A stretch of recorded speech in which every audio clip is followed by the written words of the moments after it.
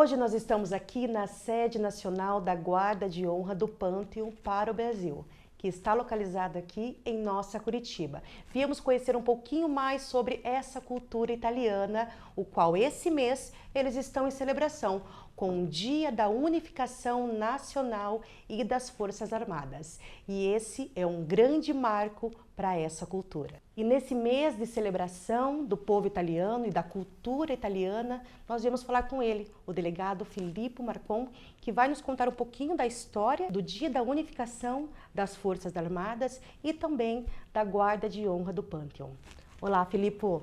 Conta um pouquinho pra gente sobre a história e sobre a guarda que tem se perpetuado durante todo esse tempo. Então, a Guarda de Honra tem uma história que se confunde com a história ressurgimental italiana, né? A Itália precisou enfrentar 3 guerras de independência para que ela finalmente tivesse essa unificação.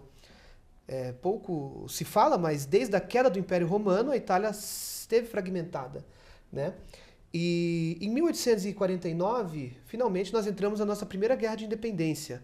Naquele momento, a Itália estava invadida pelos austro-hungáricos, era um império muito forte, dos Habsburg, que tinham realmente um grande poder bélico e etc. E nós saímos derrotados dessa guerra de independência, né?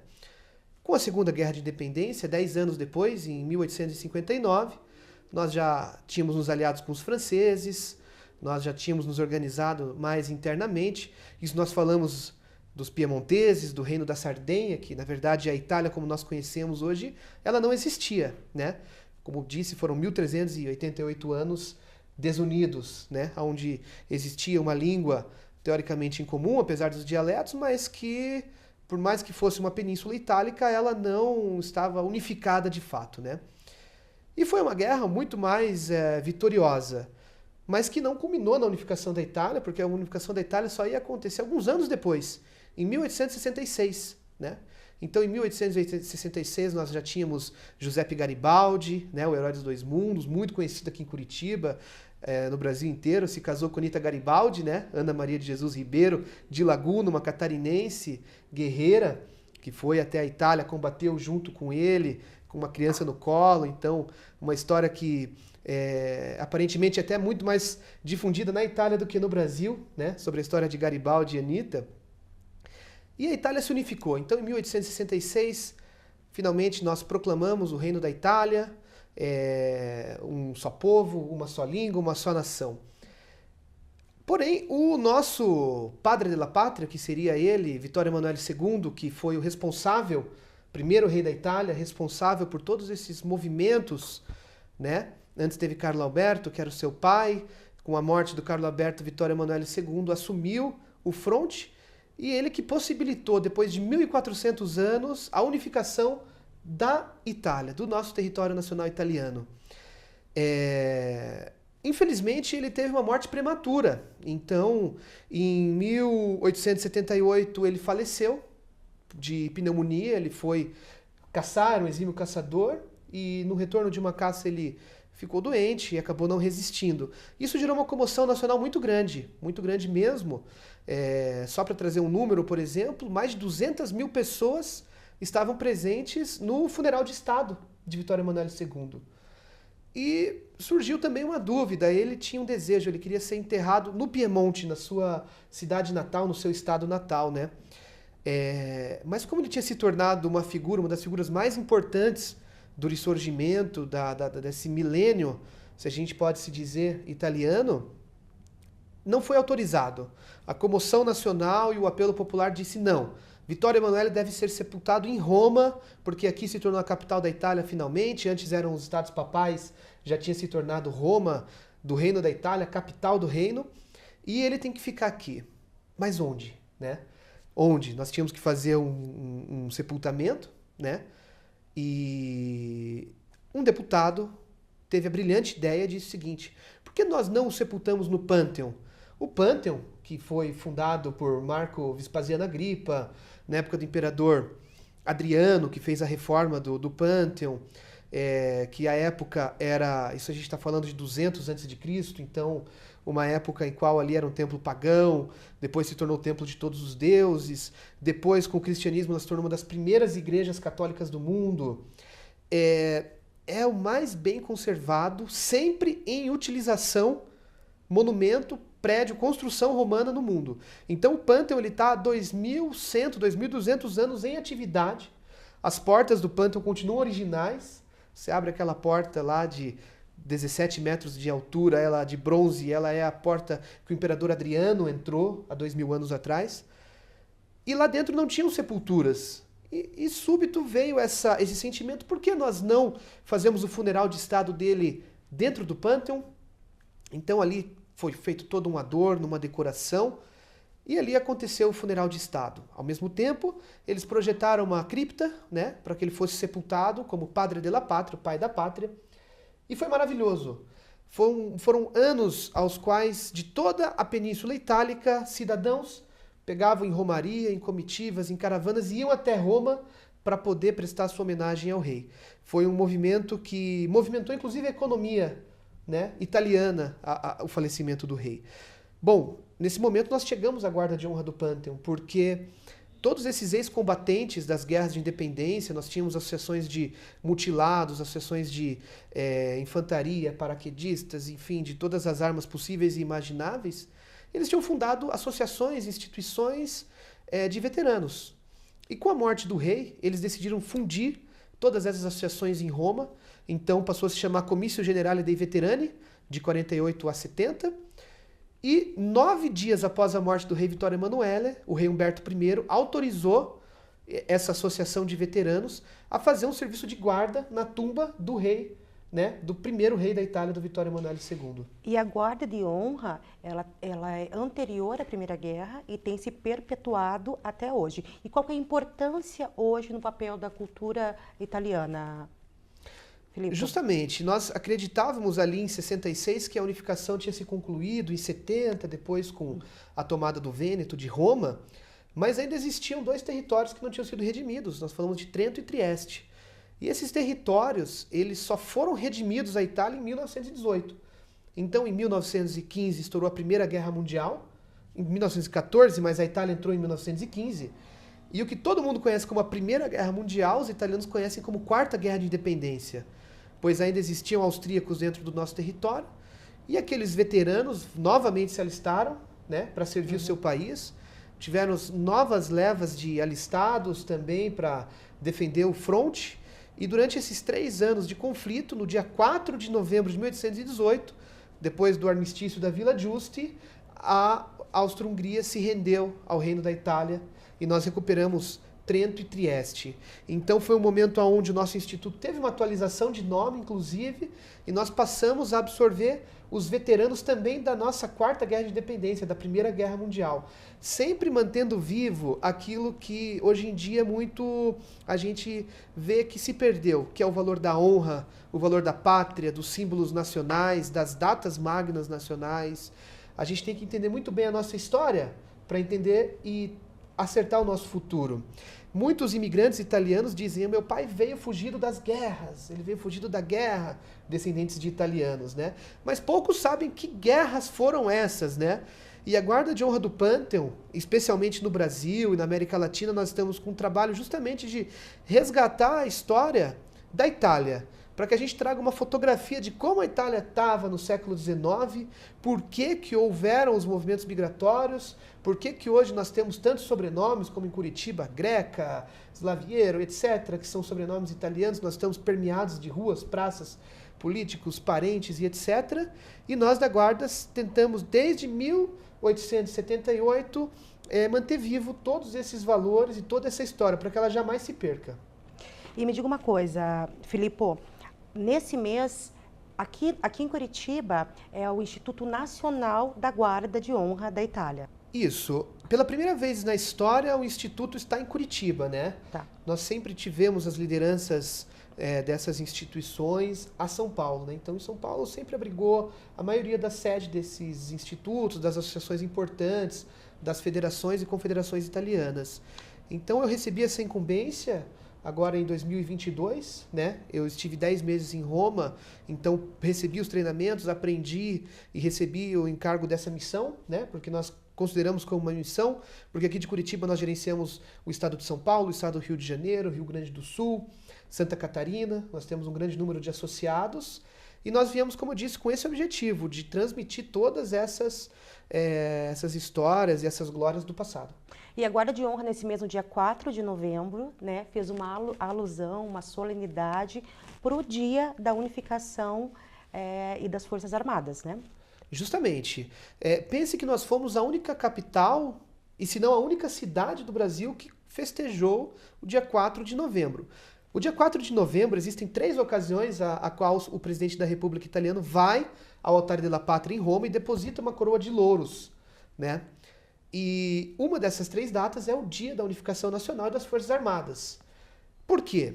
Porque no dia 4 de novembro de 1918, nós não só vencemos a guerra, como nós nos unificamos e nós reafirmamos Vante I, que era um dos maiores exércitos que o mundo já viu, que é o exército austro-hungárico, nós vencemos.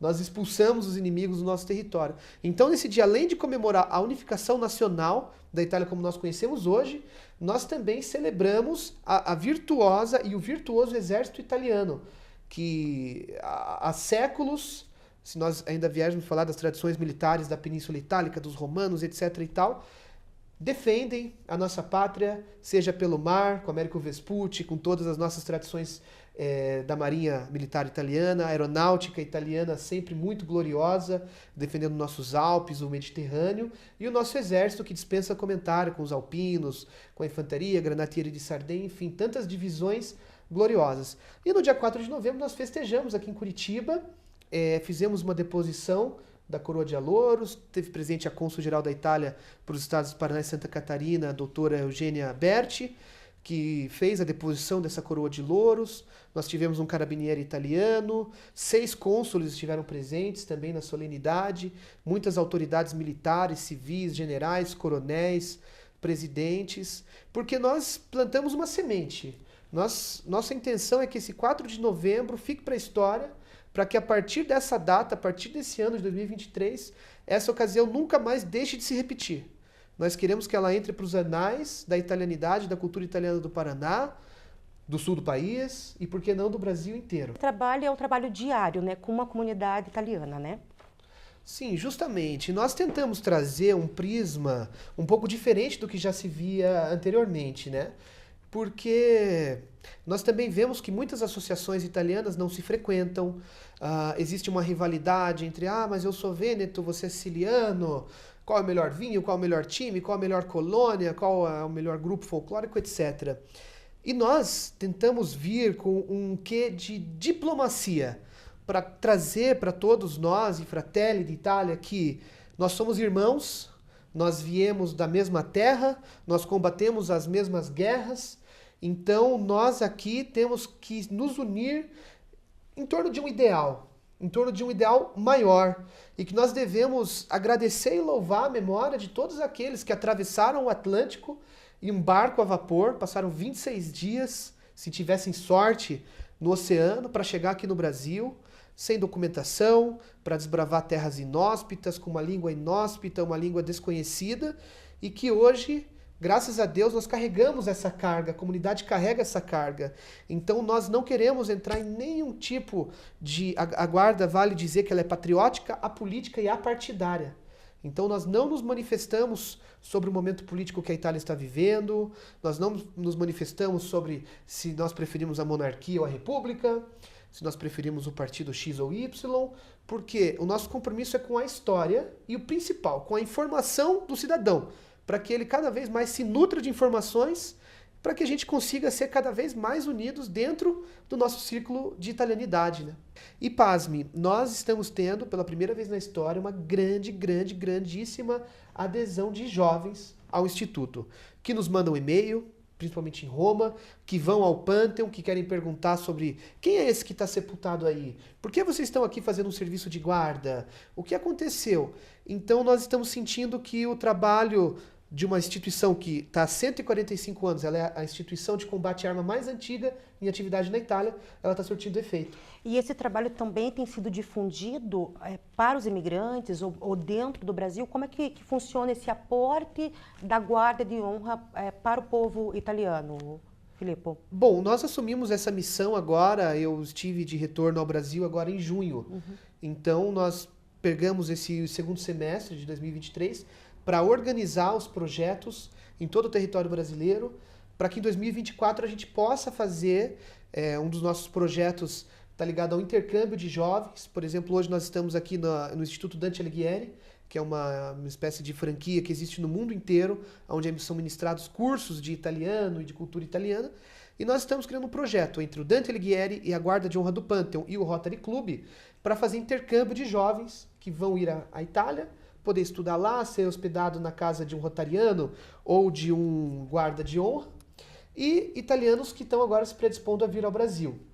Também em 2024 vão entrar as nossas ações de palestras, onde serão ministradas mensalmente palestras sobre temas diversos, sobre a Primeira Guerra de Independência, sobre a Segunda, sobre Giuseppe Garibaldi, movimentos migratórios, para que a sociedade, a comunidade italiana vá se nutrindo de informação no decorrer do próximo ano e assim consequentemente. Então o nosso projeto ele vai ter um start agora em 2024 em todo o território nacional e ele vai se basear principalmente nos jovens e na história verdadeira, na transmissão de conhecimento. Então nós podemos afirmar que a Guarda de Honra do Pantheon, né, é um marco, tem um papel incrível durante toda a história e também é um pedacinho da Itália aqui na nossa Curitiba. Com certeza. Nós não podemos mensurar e nem dizer o quão estamos contentes de saber que a Guarda está finalmente em Curitiba aqui. Porque nós sabemos, São Paulo é maravilhosa, etc. Mas aqui nós temos um calor, nós temos um amor, eu de filho de Curitiba, né? E para Curitiba também é uma coisa muito importante, porque a Guarda de Honra, ela atua desde 1990 sob a supervisão do Ministério da Defesa italiano. Então ela é um órgão oficial, ela é um órgão que tem o seu estatuto aprovado pelo Ministério, ele já é visto como ente moral desde 1911 por um régio decreto. E essa associação está em Curitiba, esse Instituto Nacional está em Curitiba hoje, respondendo diretamente a Roma. Nós não temos intermediários, nosso comandante Hugo Datri é capitão de guerra e mar, nós somos sempre presididos por um militar de alta patente, né? Embora eu seja civil, mas cumpri os requisitos para que pudesse assumir essa missão. E tirando o Brasil, nós temos uma delegação nos Estados Unidos, uma delegação no Canadá. Então são 3 delegações nas Américas. E nós gostaríamos de ampliar elas, né? Quem sabe a Argentina pudesse hospitar também uma delegação e depois outros inspetoriados, etc. E núcleos, né? O nosso instituto está de portas abertas em Roma também. O Panteon ali no centro histórico de Roma, Piazza della Rotonda, uma estrutura maravilhosa, com o piso original, teto original, portas originais. Estará sempre de portas abertas para todos os espectadores, também todas as pessoas de descendência italiana, polaca, ucraniana, porque nossa história se confunde um pouco com a história europeia, da unificação europeia, de um período onde ali, pós-Napoleão, que deixou tudo bagunçado, as coisas foram se organizando, e o nosso instituto está de pé justamente para isso, para manter viva essa história. E diante desse mês incrível, a Guarda de Honra do Pantheon está localizada aqui, na Westfalen 15, e a sede nacional está de portas abertas, né, Filipe? Com certeza. Nós estamos aqui hospitados pela Dante Alighieri, né, que nos recebeu de portas abertas, e a gente pode, justamente através dos mais jovens, porque aqui nós são ministrados cursos de italiano, nós temos um afluxo da comunidade e as portas estão abertas, tanto para quem quiser fazer um curso de italiano, se aprofundar, ou saber um pouquinho mais sobre a história da Guarda de Honra do Pantheon, a atividade histórica dela na Itália, a atividade da nossa delegação nacional aqui no Brasil, da nossa delegação em Curitiba também. As portas estarão sempre abertas para todos aqueles que quiserem saber um pouquinho mais da sua origem, da sua história, seja ela civil, militar. E é isso. Muito obrigado. Eu que agradeço, Filipe. A Guarda de Honra do Pantheon está de portas abertas e espera vocês.